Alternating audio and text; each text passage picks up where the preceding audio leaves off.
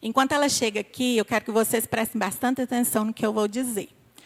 Próximo mês, mês de outubro, nós comemoramos o Outubro Rosa, prevenção do câncer, não é verdade? E o culto já está agendado, já temos uma preletora, será a irmã Sara, que vem lá de Nova Serrana. Todas conhecem, né? Nós já fomos nos congressos lá em Nova Serrana, onde ela é líder lá. E, para a glória do Senhor, será uma bênção. Então, eu quero que vocês se preparem, né? Convidem outras mulheres para estar se preparando para estar aqui nesse dia. Tá bom? Vai ser no dia 27. A paz do Senhor para todas. Eu vou dar meu testemunho aqui, mas vocês não importam, não, que eu sou muito tímida. Quando eu casei, tem 17 anos que eu sou casada, né? E quando eu casei, eu fiquei um ano bem com meu marido. Um ano flor e o resto espinho. Aí, quando eu casei, ficou um ano bem. E, quando passou um ano que eu tive meu filho, Luiz Henrique, parece que meu marido desgostou de mim, sabe? E, assim, foi muito difícil para mim, porque quem me vê assim, pensa assim, é uma pessoa calma, realmente eu sou uma pessoa calma, eu não sou uma pessoa, assim, ignorante, eu não sou uma pessoa, assim, burra, sabe? E eu ficava perguntando por quê, que até eu conversar com ele não sabia conversar comigo, ele não sabia me responder. Eu ia perguntar ele uma coisa, ele já vinha, não sei o quê, sabe? Era de arranco. E eu trabalhava, ajudava ele, fazia de tudo, mas parecia que nada estava bem. E eu fiquei assim, gente, 15 anos. E eu pensei assim, gente, o que eu fiz? Será que eu joguei pedra na cruz? O que foi que eu fiz? E eu não entendi o que era. Eu ia na igreja, eu era católica, eu ia na igreja todo dia, eu buscava, eu fazia novena, eu rezava com a capelinha do padre Reginaldo Manzotti, eu escutava, eu lia livro, eu fazia tudo. Mas, mesmo assim, ele era, gente, insuportável. Aquela pessoa que senta comigo ali todos os domingos. Teve vezes que eu pensava assim, eu falei com meu pai assim, eu vou comprar um lote perto da casa do senhor.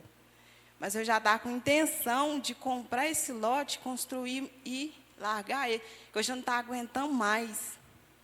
Assim, ele não me batia, nada, mas era em palavras, sabe, me impunha. E, assim, tudo que eu fazia para ele não estava bom.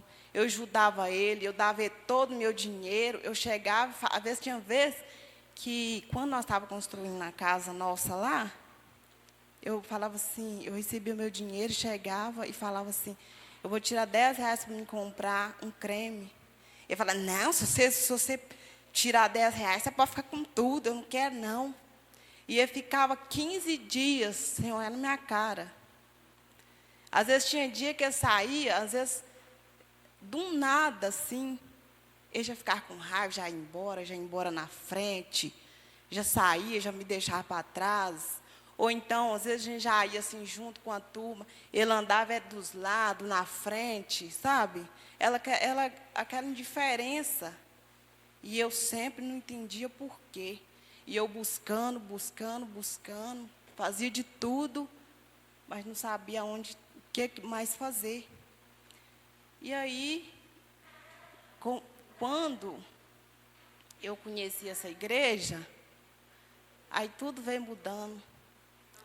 Que eu conheci a Deus, aí eu pensei, tem alguma coisa errada. Eu vim para cá tem 3 anos.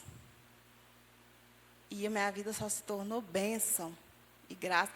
Tudo que acontece de bom com a gente tem que engrandecer a Deus, que Ele é tremendamente maravilhoso. E hoje, se vocês olharem para Ele, hoje eu olho para Ele, tem vezes eu penso assim, gente, eu fico olhando para Ele pensando assim, eu fico pensando, eu não conheço Ele de tanta pessoa boa que ficou hoje. Eu olho para ele e penso assim, gente, será que é ele? Eu não acredito que ele era insuportável, gente, sem educação, sabe? E hoje eu olho para ele e penso assim, como Deus é maravilhoso, como Deus transformou minha vida, a vida dele. Ele era tão assim, tão insuportável, gente, que ele não gostava do meu filho, Luiz Henrique. O meu menino era pequeno, o Luiz Henrique não podia passar assim, que já incomodava. O Luiz Henrique não podia entrar no banheiro, que já incomodava. Tudo era motivo de incômodo. E quando a gente tem um marido, que a gente tem um filho, que o marido começa a impor o filho da gente, a gente sente demais, a gente sofre demais. E nisso aí, eu só sofria.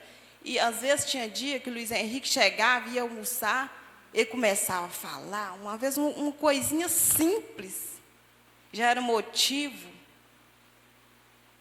dele ficar impondo, incomodando, e aquilo ali mexia comigo.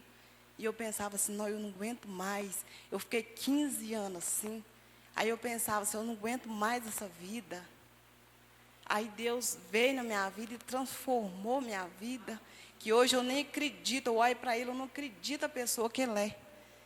Tão transformado que ele ficou. E Deus é tremendo, ele é maravilhoso.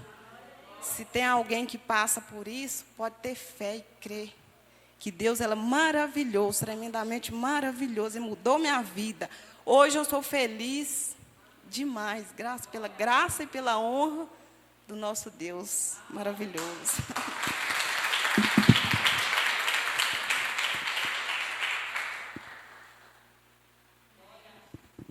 Glória a Deus. Deus é maravilhoso. Ele é um Deus que transforma, que muda, né, as nossas vidas. Basta nós buscarmos a Ele. Colocando Ele em primeiro lugar nas nossas vidas, né, a gente vai vendo, passo a passo, o Senhor mudando, transformando situações que para nós parece impossível. Mas para o nosso Deus nada é impossível. Eu quero estar convidando aqui a Juliane. Nós vamos estar abrindo, entre parênteses aqui, né, para falar sobre um assunto que nos últimos dias tem sido muito polêmico, que é sobre o aborto. Então, ela vai estar falando para nós, né, o que o Senhor colocou no coração dela sobre esse assunto. Amém?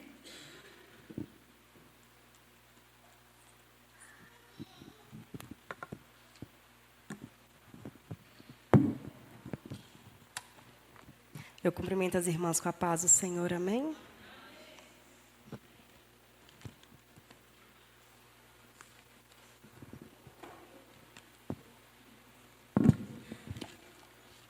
Primeiro eu gostaria de ler em Mateus,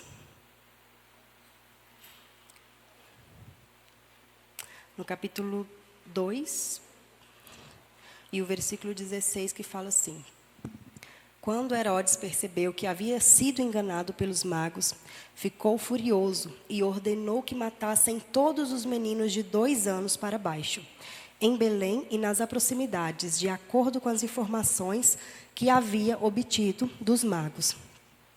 Então se cumpriu o que fora dito pelo profeta Jeremias. Ouviu-se uma voz em Ramá, choro e grande lamentação. É Raquel que chora por seus filhos e recusa ser consolada, porque já não existem. Falar desse assunto, sem lembrar da matança de Herodes, é basicamente o que, se for aprovado, viveremos na atualidade. Esse assunto teve grande repercussão ultimamente, pois está em votação no Senado, para que aprove, né, pela uma questão de saúde pública, né, a legalização do aborto em nosso país. Eu já via muito sobre esse tema, é um tema que me chama muita atenção, então eu fiz um pequeno resumo só para poder passar para as irmãs, né, e creio que todas já estão também por dentro disso, apesar de o assassinato em si ser algo abominável aos olhos de Deus e aos meus olhos também, mas uma mãe, matar o próprio filho, eu acho a coisa mais aterrorizante, ou se tiver uma palavra dizível na face da terra. Segundo eles, o aborto legal é... O médico explica à paciente que ela tomaria um remédio sozinha. Esse procedimento é feito, se for aprovado, né, até as 12 semanas de gestação, que seria 3 meses. Eu descobri a minha gravidez, eu estava com 8 semanas. A minha filha já estava com o coração formadinho, a minha filha já tinha a digital dela. E eu lembro que eu cheguei no consultório do doutor, ele falou assim comigo: Juliane, vamos ver se a gente consegue ouvir o coraçãozinho dela. E quando ele colocou o aparelho na minha barriga, o coraçãozinho dela já estava lá. A mais, não, nem lembro quantos batimentos cardíacos por minuto. E segundo eles falam que é um feto, né? Nessa idade gestacional, não é um bebê, né? Então, eles explicam esse procedimento para essa paciente, né? Que ela poderia estar tomando um remédio sozinha. E na segunda, ela poderia fazer o procedimento que duraria cerca de 1 hora para a retirada do bebê. Ao escolher qualquer uma das opções, a gestante é encaminhada para a clínica, onde conversa com uma psicóloga, para saber se essa é realmente a sua decisão. Qual decisão será que é essa? Né? De uma gravidez indesejada, de um filho imperfeito, segundo eles, né? E não querer prosseguir com essa gravidez. Se a decisão for confirmada, ela é levada para uma sala de ultrassonografia. E lá é feito o ultrassom para detectar que a gestação era de 9 semanas, né? Ou até 12 semanas. Baseado nisso, ela toma esses 2 comprimidos, chamado de Nesoprostol. Como a opção foi a primeira, deve-se esperar 10 minutos para começar os efeitos. Após isso, vem a segunda etapa, onde outro médico lhe apresentará outros métodos anticoncepcionais, onde a gestante pode escolher se quer comprimido ou um método subcutâneo. Esses processos são realizados para que a gestante não sinta dor, ou seja, né, a preocupação é com a gestante. O bebê em si não importa, ele é indesejado, ele tem que sair de qualquer jeito. A gestante não pode sentir dor. E o engraçado é que quando a gente tem... o meu parto foi cesárea, mas eu entrei em trabalho de parto 2 vezes. Eu sei que não chega nem aos pés de um parto normal, mas as dores são muito fortes. E nesse procedimento, eles não preocupam com a vida da criança, mas sim se a mãe vai sentir dor ou não. Que a gestante não sinta dor no momento da retirada do bebê. Após passar por essas 2 fases, ela é encaminhada para a 3ª e última sala. E lá é aplicada uma anestesia local e logo em seguida começa a aspiração intrauterina. Nesses processos, basicamente, o bebê vai ser cortado e sugado por um aspirador. Tem lugares que eles já estão aplicando uma injeção letal no próprio coraçãozinho do bebê. E pelo aparelho de ultrassonografia, na Coreia do Norte, provavelmente eles estão usando esse método. Eles veem o bebê falecer ali, morrer para poder aspirar o bebê, né, de dentro do útero da mãe. Estão querendo legalizar o aborto no Brasil, como questão de saúde pública. O termo saúde quer dizer melhorar a qualidade de vida. Então, o aborto não entra como qualidade de vida quando se trata de matar alguém. O assassinato de uma criança, um bebê inocente, pelo simples fato de ele ter sido indesejado. No Brasil, eles estão querendo legalizar o aborto com 12 semanas. Na Colômbia, eles já estão legalizando o aborto até os 6 meses gestacional. E eu fico pensando, né, que minha gravidez foi de risco e a Luísa poderia nascer a qualquer momento. Eu passei, a Josi passou. Então, assim, é uma prematuridade que você pede a Deus todos os dias para poder ser levado até o final da gravidez. Enquanto, com 6 meses, a criança toda formadinha, eles têm essa opção, elas, né, de poder tirar, que eu nem consigo chamar um ser desse de mãe. Sem contar que, nesse procedimento, ela está correndo o risco de poder morrer. Por mais que a medicina tenha avançado, de ter preocupado na mãe, ter tido, como se diz, um aborto de sucesso, bem sucedido, né? ela ainda corre o risco dessa recuperação não ocorrer bem e dela vir a falecer. O aborto é pecado? Sim, é assassinato. Ah, mas não nasceu ainda, não está vivo. Segundo a Bíblia, Deus fundou o espírito do homem dentro dele, ou seja, antes de nascer na terra. Nós primeiros nascemos em Deus. Temos várias provas disso na Bíblia. Davi diz, os teus olhos viram meu corpo ainda em forma. Isaías também fala, o Senhor me chamou desde o ventre, desde as entranhas da minha mãe, fez menção do meu nome. A Jeremias Deus diz, antes que fosse formado no ventre, eu te conheci, e antes que saísse da madre, te santifiquei. Paulo também fala em Gálatas, aprove a Deus que desde o ventre da minha mãe, me separou e me chamou para a sua graça. Antes da fundação do mundo, Deus nos escolheu nele, para sermos santos e irrepreensíveis diante dele. Os seres humanos não são um erro. Pode até às vezes ter nascido de um erro, um tropeço, uma falha ou uma circunstância ruim. Mas a vida em si não é um erro.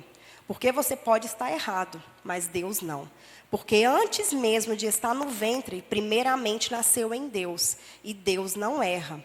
Um aborto apaga gerações. A nossa barriga, o nosso ventre não foi feito para ser um sepulcro, e sim para gerar vidas. E eu agradeço essa oportunidade em nome de Jesus.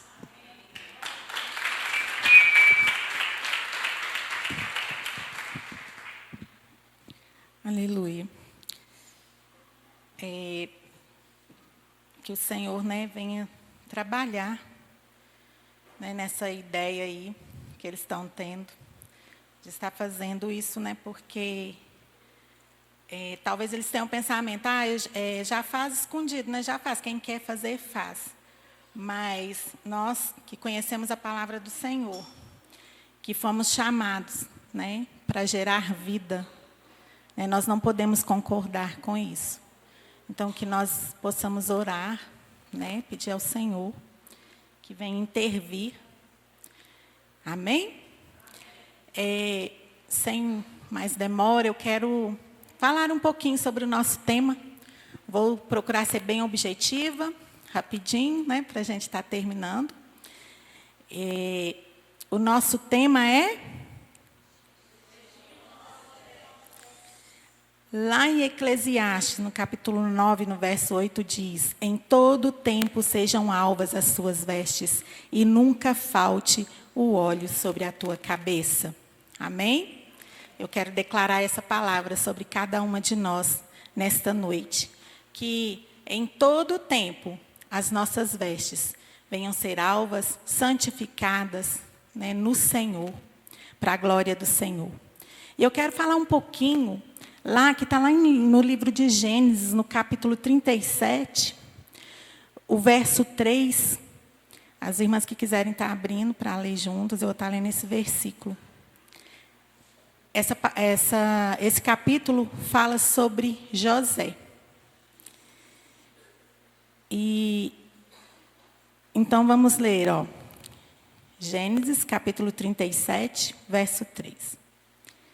Israel amava José mais do que a todos os seus filhos, porque era filho da sua velhice, e fez-lhe uma túnica de várias cores. Eu acredito que todos aqui conhecem a história de José. José, ele era invejado por seus irmãos. E quando o pai fez a túnica para ele, isso causou ainda mais revolta nos irmãos. Porque eles já achavam que o pai só tinha olhos para ele, só amava ele. E então, essa túnica que foi feita para José, ela tinha 7 cores. O vermelho, que simboliza autoridade, o branco, santidade. As outras cores significam favor divino. E este presente, como causou muitos ciúmes nos irmãos, a ponto que eles desejaram matar José. Só que não mataram, né? Mas eles o venderam.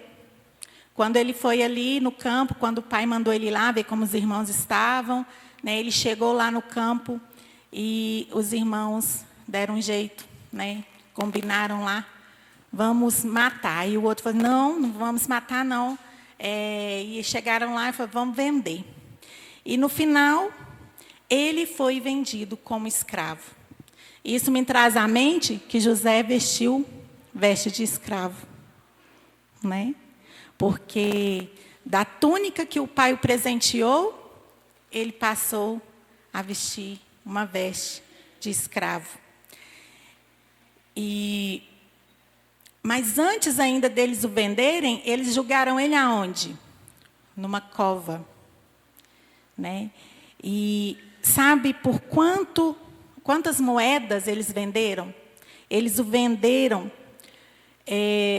por 20 moedas de prata. Hoje valeria mais ou menos 1.300, né? Um salário mínimo, né? Que é um pouquinho a mais. E, né, vendido por um valor tão insignificante. Pensa como que José começou a se sentir, né? Como ele começou a ficar. E o que me chama a atenção aqui, irmãs, que a túnica dele, eles não conseguiram desfazer dela. O que eles pegaram? Pegaram um animal, mataram esse animal e mancharam a túnica de sangue para poder chegar lá e mostrar, entregou o pai a túnica e falou que um animal tinha comido ele. Foi isso que eles falaram para o pai. E então, o que eu quero dizer para você nesta noite, as vestes que Jesus te dá, ninguém pode desfazer.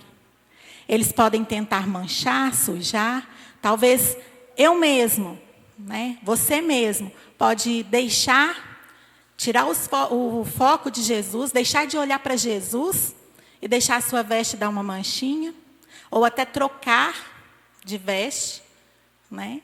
Mas quando o Senhor nos dá, ninguém pode tirar. Os irmãos dele foram lá, levaram essa túnica manchada de sangue, né? Mas não conseguiram desfazer dela. E ela ficou guardada por anos, até que o pai o reencontrou, né? E é vendido como escravo. Depois, no Egito, novamente as vestes dele mudou. Ele foi para onde? Na prisão. Agora, ele veste a roupa de um presidiário. Acusado pela mulher de Potifar, né, que quis que ele deitasse com ela, e porque ele não quis, a veste dele, que estava por cima, ficou nas mãos dela, porque ele fugiu. Porque ele amava o Senhor, né, e ele não queria pecar, não queria fazer aquilo, né, que a mulher queria. E as vestes dele, o manto dele, né, ficou nas mãos dela, porque ela queria uma prova para incriminar ele. Ele fugiu, não quis deitar com ela.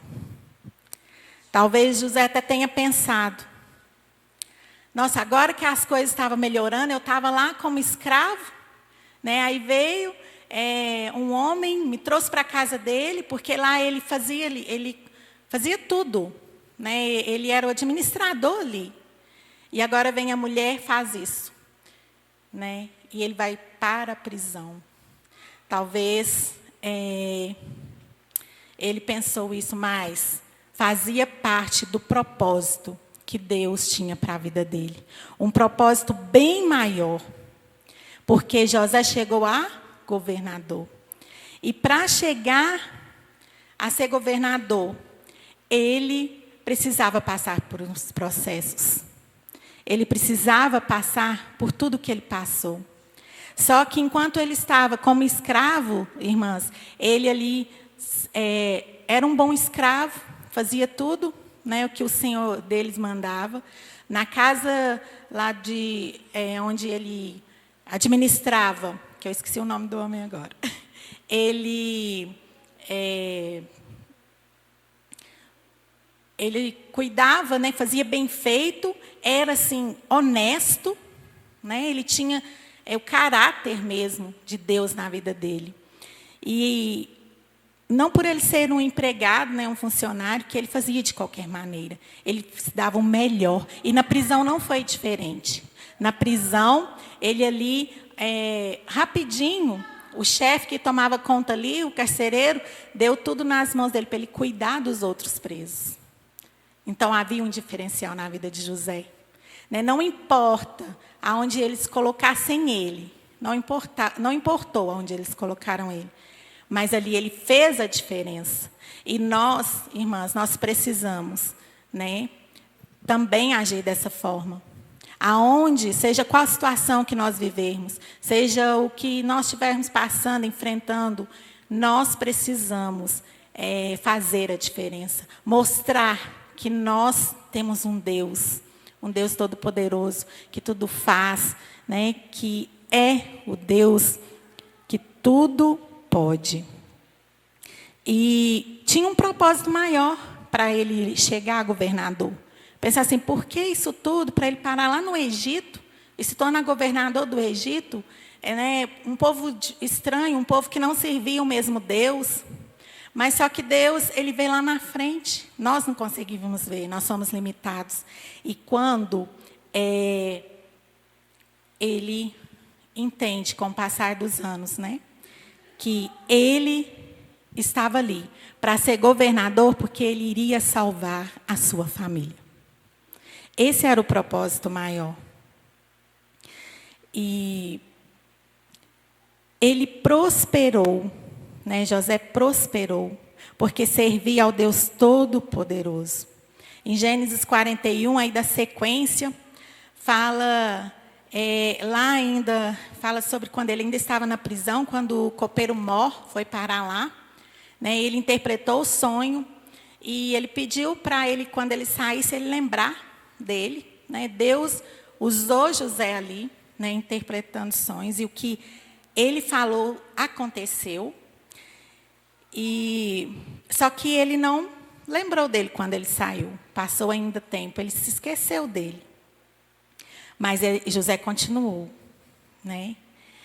E quando ali o copeiro Mó lembra, porque Faraó teve um sonho e ninguém descobriu, ninguém interpretou esse sonho, ele lembrou de José lá na prisão. E ele buscou, né? O Faraó mandou buscar José e mais uma vez as vestes de José foram trocadas, né? Ele interpretou o sonho e ainda trouxe a solução. Faraó colocou José como governador do Egito. Novamente, né, é colocado uma outra veste nele. E colocou também um anel no dedo dele. Anel significa autoridade para tomar qualquer decisão. Inclusive, mudar, modificar leis. E ele era um homem totalmente de confiança de Faraó. E quando chegou a fome, né, que eles tinham armazenado tudo, e que a família foi parar lá, né, aí veio se cumprir o propósito do Senhor. E foi lindo, né, o final dessa história. E na nossa vida também não é diferente. Se nós continuarmos, né, firmes, buscando ao Senhor, nos caminhos do Senhor, nossas vestes serão mudadas. Quando ali em Apocalipse 19:8 diz: e foi-lhe dado que esse vestígio de linho fino, puro e resplandecente, porque o linho fino são as justiças do santo. Amém? Eu não quero prolongar, né, por causa do horário. Então, eu só dei uma resumida mesmo. Não vou falar assim como eu iria falar. Mas eu quero fazer uma pergunta para você nessa noite. Como você se encontra vestida hoje? O Senhor deseja mudar as suas vestes. Será que é a veste da falta de perdão? Da murmuração? Eu estou vestida de depressão, de medo, de pânico, de tristeza? ou eu estou em pecado, né? Pecado, quando eu me refiro assim, pecados graves, porque nós somos pecadores, né? Todos os dias nós temos que buscar ao Senhor, pedir perdão dos nossos pecados. Ou eu estou me vestindo de vítima, né? Me fazendo de vítima, ou o egoísmo, a inveja, a soberba, ou as minhas vestes hoje são totalmente feridas. Se eu olhar para as minhas vestes, só vejo feridas. Eu quero te dizer que o Senhor, Ele quer trocar essas vestes. Seja qual for a veste que você esteja vestida nesta noite, Ele quer trocar. E se você, de tudo isso que eu citei, você falar, não, eu não estou incluída em nenhuma dessas. As minhas vestes são de santificação, as minhas vestes são de alegria. Eu quero te dizer que o Senhor ainda, Ele quer te dar mais ainda, né? Ele quer te santificar mais ainda. Então, eu quero convidar todas as irmãs para a gente ficar de pé, para a gente estar orando. Se possível, gostaria que ficasse de duas em duas juntas. Assim, abraça sua irmã. Vamos orar juntas.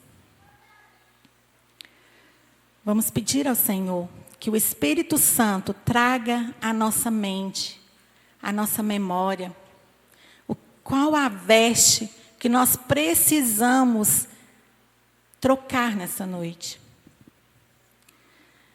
Senhor Jesus, estamos aqui, ó Pai, diante de Ti. Senhor, nós Te louvamos, Pai, nós Te engrandecemos, nós, ó Deus, Te exaltamos. O Senhor é o Deus Todo-Poderoso. E nós pedimos ao Senhor neste momento, Pai, que venha reinar sobre nós. Pai, sobre cada coração, sobre cada mulher que está aqui nesta noite. Pai, que o Senhor venha sobre elas com as vestes espirituais, as vestes que elas precisam, Senhor. Que o Senhor venha transformar a cada uma de nós, nos tornarmos, ó Deus, cada vez mais, Senhor, santas, santificadas em Ti, Pai. Porque a Tua palavra nos diz que sem santificação ninguém verá o Senhor.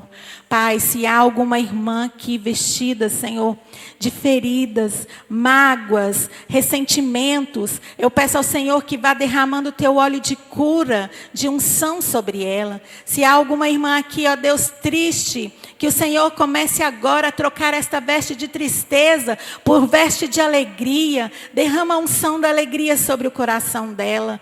Pai, que a mente, Senhor, que esteja sendo atacada por dardos inflamados do maligno, que venha, Senhor, ser neutralizada essas setas agora em nome de Jesus. Senhor, nós buscamos ao Senhor, nós queremos ser, ó Pai, melhores para o Senhor, que em todas as coisas, que em todas as nossas atitudes, que na nossa maneira de falar, que na nossa maneira de olhar, o Senhor possa, ó Deus amado, estar agindo. Pai, que nós possamos ser impactadas por Ti, Senhor, que as pessoas ao olhar para as nossas vidas possam enxergar o Senhor, que as características do Senhor, que as vestes que o Senhor deseja colocar em nós, Pai, nós possamos abrir os nossos corações, as nossas mentes, os nossos ouvidos, Pai, e trazer e colocar em prática, Senhor.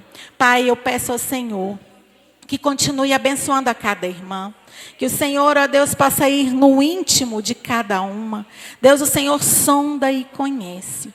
O Teu Espírito Santo, Consolador, está com cada uma. E eu peço ao Senhor que continue, Senhor, com cada uma delas. Senhor, no lar delas. Pai, na família. Que o Senhor, ó Deus, venha fazê-las entender o lugar delas, ó Pai, na sua família.